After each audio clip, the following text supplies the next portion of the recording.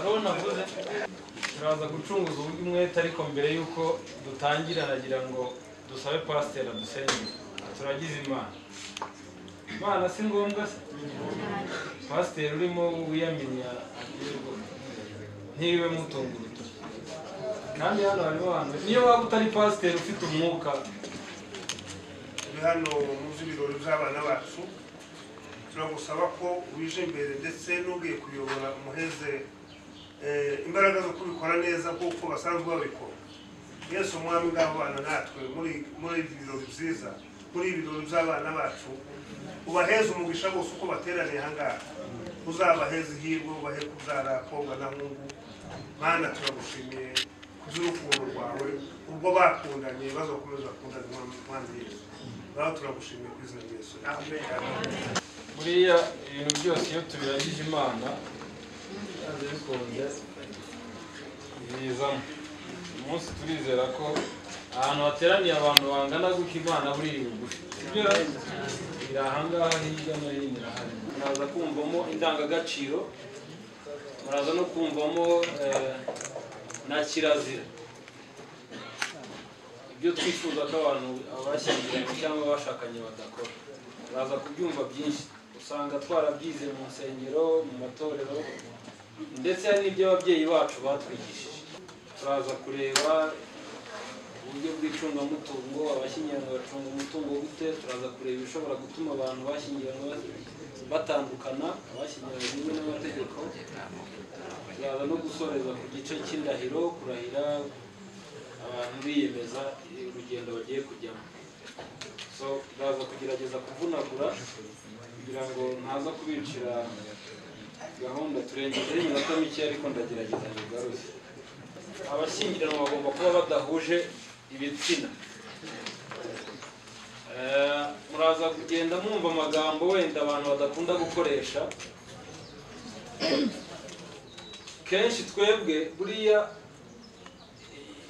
iyo turimo kwigisha inyigisho nk'izi zo gushyingiranwa hari ibyo tuvuga wenda abantu bakikanga sibyo ugasanga aravuze ngo uko abivuze ndabivuga ubundi nta kintu nyaca ku ruhande ndabivuga byose kandi nkabivuga mu mazina yabyo nuko Imana yari yahaye siko bimeze se muze kwihangana rero ntabwo ari uko ndi bube wenda hari icyo ari umuco natakije ariko nyine niko byanditse mu nyigisho tugomba kubivuga kugira ngo abantu bamenye ikibi bamenye ikibi bareka amategeko y'ishyingiranwa avuga yuko umuntu ashyingiranwa afite nibura imyaka 21 impamvu nuko nibura umuntu ufite imyaka 21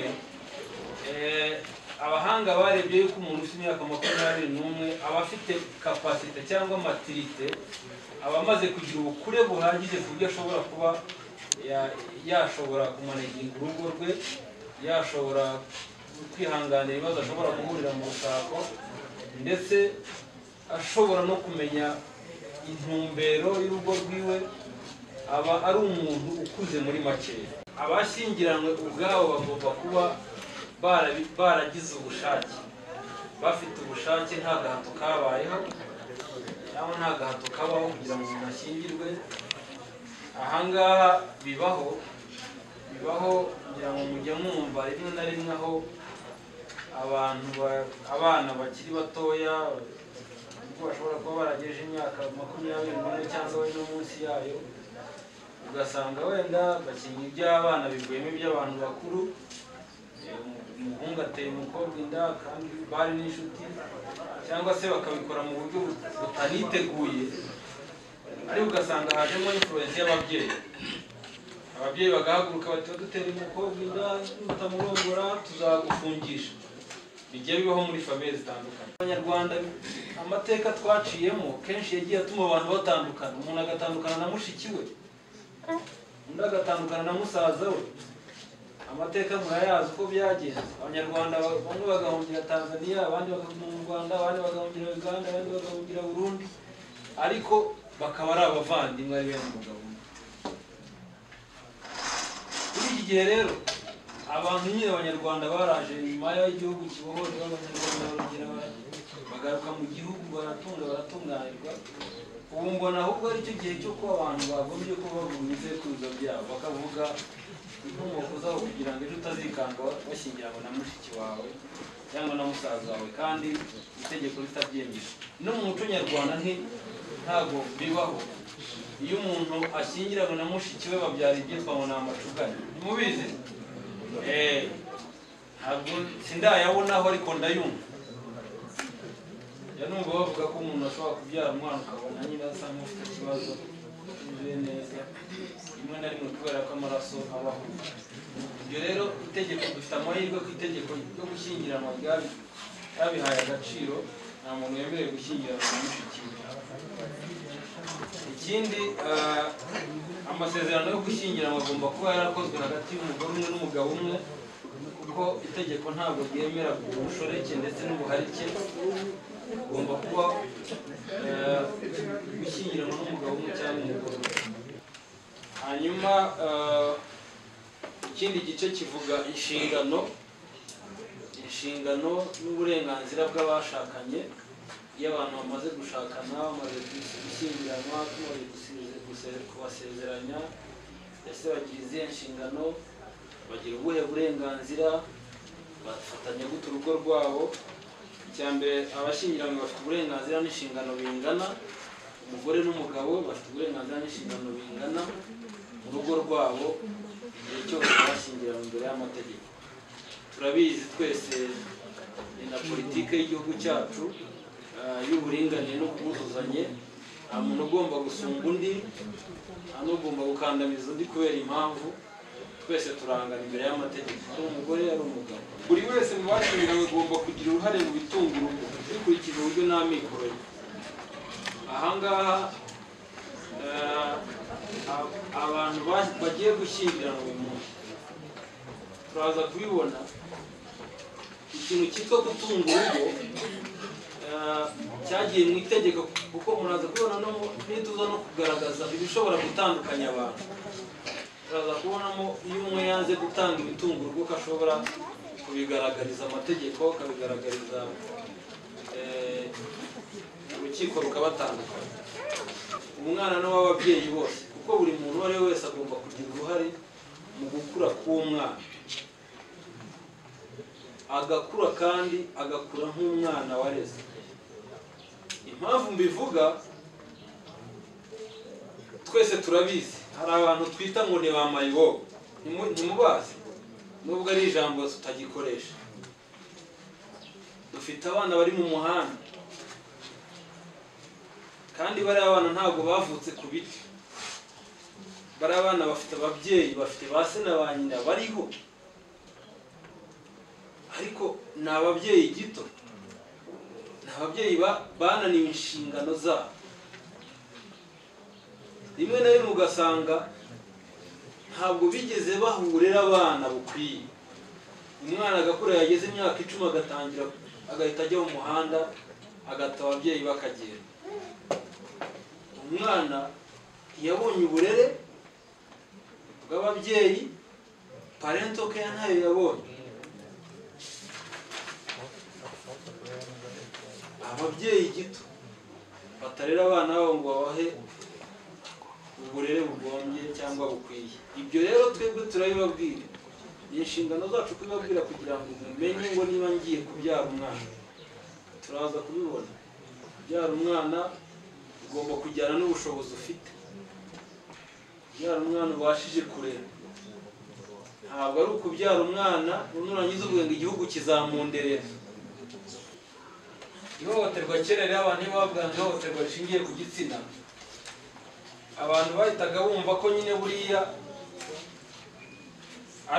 ari umugabo gukubita umugore. Abantu bamenyereye yuko abagore aribo bakubitwa, abantu bagendera muri icyo kigare. Abagabo barakubitwa ko kugira ngo aze kurega akavuga nta muntu w'umugabo agiye kurega umugore agacaho akagenda.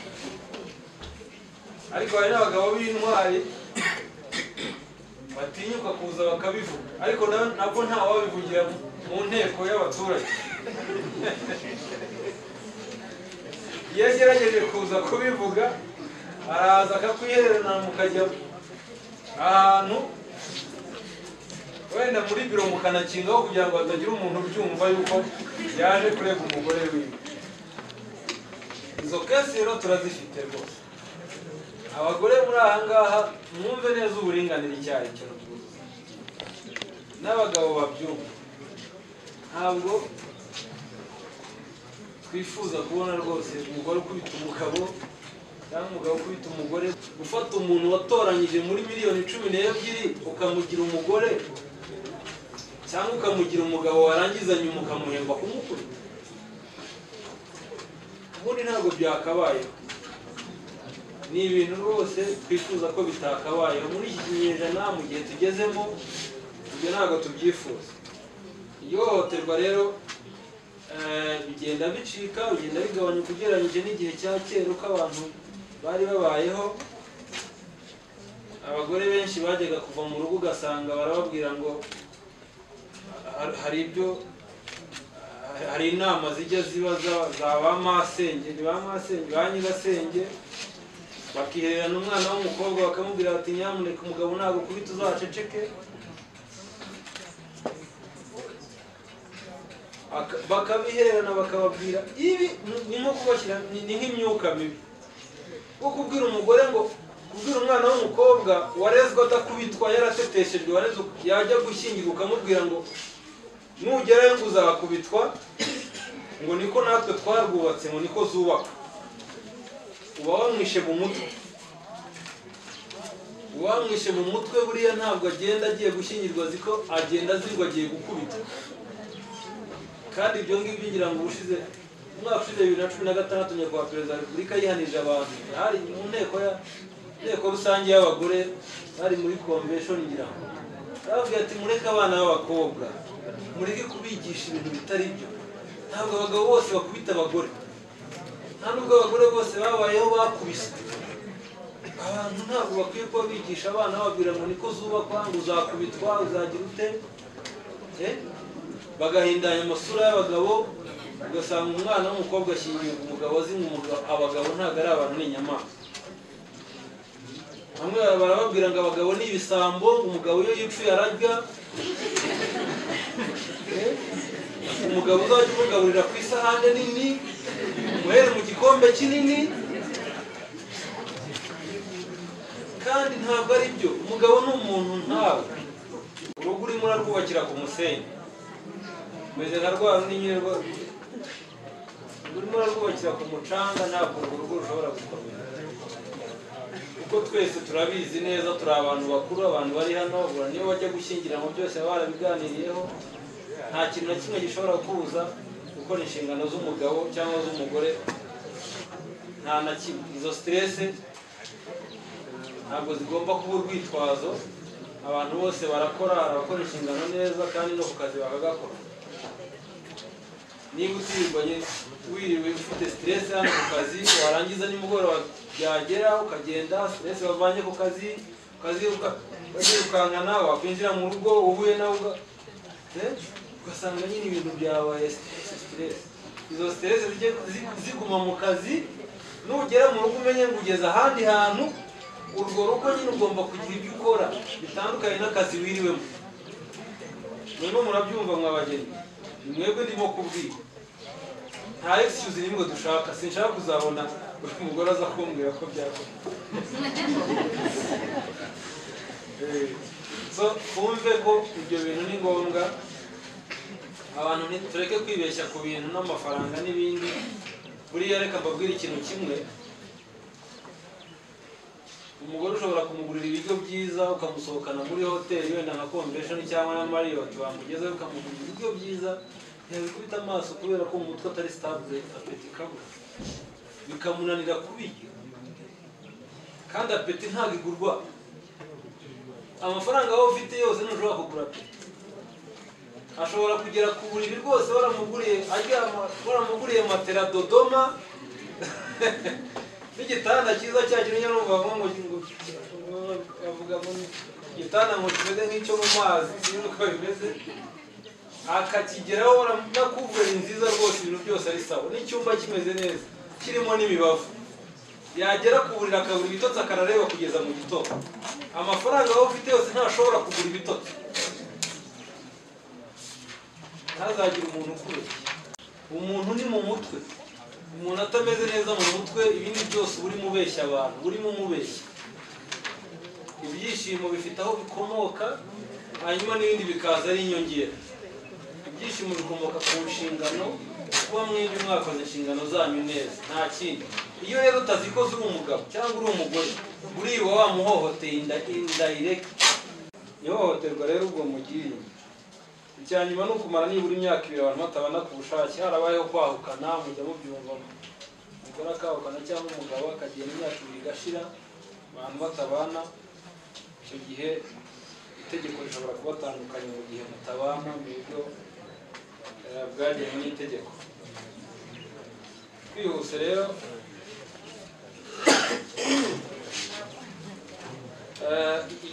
icyo tugiye gukomerezaho ni ikijyanye n'icungamutungo nari nabivuzeho. Mu buryo bwo gucunga umutungo wanyu nk'abantu bashakanye, mugomba kuba mwarawisemo cyangwa mubuzi. Cya mbere twabivuze n'ivangamutungo rusange, ni igihe abashyingiranwa bagirana amasezerano cyangwa bahitamo uburyo bazacunga umutungo wabo. Ku ivangamutungo rusange abashyingiranwa bemeranya kuvanga umutungo wabo wose. Uwo umwe afite n'undi afite mukawuvanga, ubwo buri umwe wagize 50-50 mwayihuza bikabizana. Ubwo nyine muba mwabaye imwe no mu mutungo byose. Ibyo twita ivangamutungo rusange ni amasezerano mukora mukemeranya kuvanga umutungo mufite. Hanyuma tugira ibyitwa ivangamutungo w'umuhahano, ni igihe abantu bemeranya kuvanga umutungo bazahahana bakimara gushyingirana. Uyu munsi muhitamo kuvanga umutungo w'umuhahano, nimumara gushyingiranwa ibyo muzashaka muri kumwe n'ibyo muzavanga gusa. Ibindi mwashatse imbere muhitemo kuba buri muntu ari bukomeze kubicunga ku giti cye. Ibyo twita ivangamutungo w'umuhahano murabyumva ni ikinyarwanda cyumvikana, musezerana kuzavanga umutungo muzahahana muri kumwe. Hanyuma hari icyitwa ivanguramutungo risesuye. Ahangaha abashyingiranywe bahitamo kuvangura umutungo wabo wose, bakawuvangura, umwe akagira umutungo we n'undi we, ariko bagasigara bahurira ku bizatunga urugo rwabo. Mugomba guhitamo, mu kanya muraza kutubwira ibyo mwahisemo mbere y'uko musezerana. Hanyuma igice cya nyuma twihuse ni igice cy'indahiro.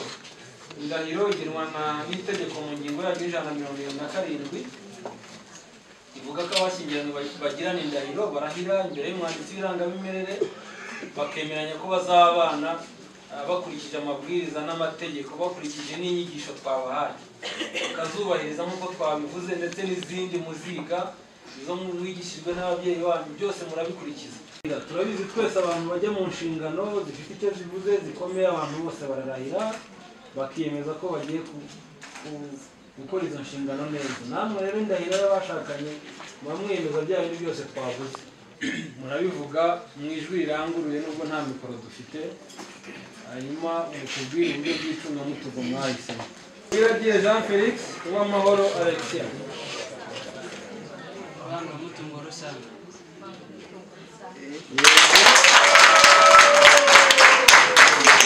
Abantu barimo ruswa. Dufite couple 7. Indahiro iravuga ngo njyewe. Iyo mvuze ngo njyewe nyine ngo ni wowe, sibyo? Njyewe Bahati Bone maze kumva icyo amategeko ategeka abashyingiranywe, nemeye nta gahato ko wowe runaka, ukavuga amazina y'umugore wawe, umbera umugore cyangwa umugabo, tukazabona uko twabyiyemeje kandi dukurikije uko amategeko ya Repubulika y'u Rwanda abiteganya.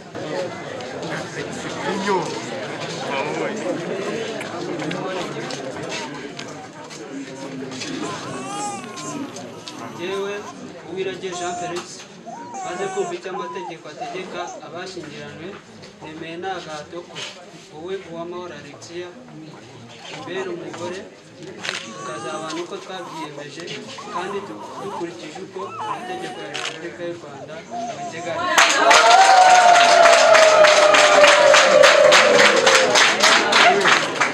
Jewe Uwamahoro Alexia maze kumva icyo amategeko ategeka abashyingiranywe, nemeye nta gahato ko wowe Uwiragiye Jean Felix umbere umugabo tukazaba twabyiyemeje kandi dukurikije uko amategeko ya Repubulika y'u Rwanda abiteganya.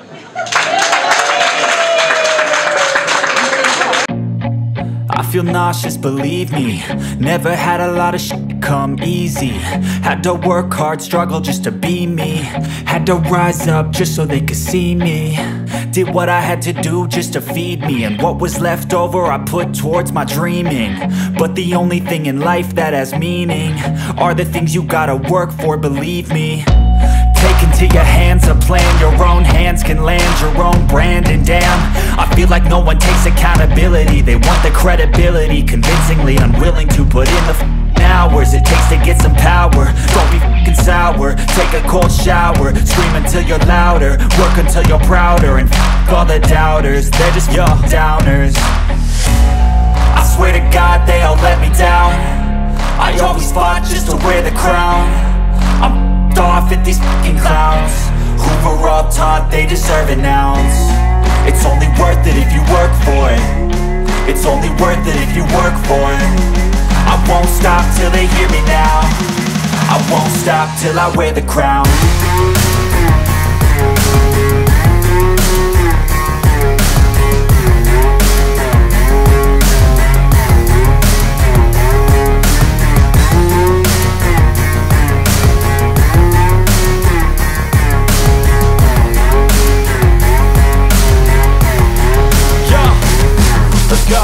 I'm just telling you to fight for your dreams, but it's not what it seems. Man, it's hard to be seen when everybody wants to be king. Yeah, they all wanna ring, yeah, we all wanna be free. So show me what you got, what you bring, how you fight in the ring, how you take a fucking swing. Do you got heart, are you mean? Got some scars, got some needs, are you willing to go bleed? I swear to God they all let me down. I always fought just to wear the crown. I'm off at these fucking clowns who were all taught they deserve an ounce. It's only worth it if you work for it. It's only worth it if you work for it. I won't stop till they hear me now. I won't stop till I wear the crown. I swear to God they all let me down. I always fought just to wear the crown. I'm off at these fucking clowns who were all taught they deserve an ounce. It's only worth it if you work for it. It's only worth it if you work for it. I won't stop till they hear me now. I won't stop till I wear the crown.